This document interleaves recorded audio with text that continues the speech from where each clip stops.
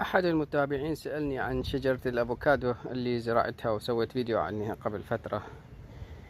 هذا هي شجرة الأفوكادو،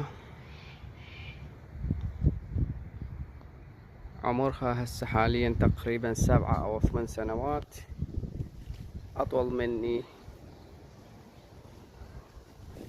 لكن لحد الآن لم تثمر، بس حجمها يعني بعلو أعلى من البيت، تقريبا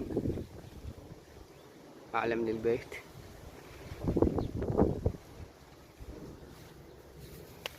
هذا جزء الشجرة، مو كبير كلش، شوية بس.